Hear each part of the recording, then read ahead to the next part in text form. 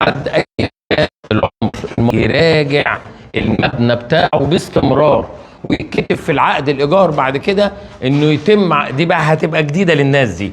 اي واحد دلوقتي يأجر لحد سكن يكتب من ضمن، طبعا هيضربوني طبعا في التعليقات في الحته دي، يكتب من ضمن العقد بتاعه انه يتم عمل صيانات للمبنى بصفه مستمره، لان بعد الناس ما بتمشي بتكتشف ده، وما بيتشافش طبعا الا بعد ما يسلم المبنى ويجي عشان يشطب يعمل حاجه تانية، بيكتشف الحاله اللي انتوا شايفينها قدام حضراتكم.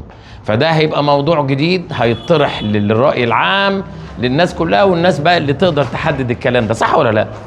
هو المفروض انا دلوقتي واخد منك وقتي محل بدروم مصنع حاجه اخدها منك 10 15 سنه، لكن السنه والسنتين في الشقه دي كلام فاضي.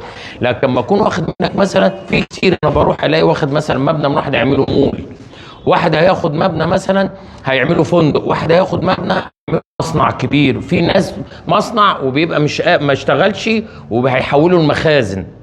لازم يكتب عقد الصيانه للمبنى طالما المده هتوصل ل 10 سنين، وده الصح اللي المفروض يتعمل في العقود.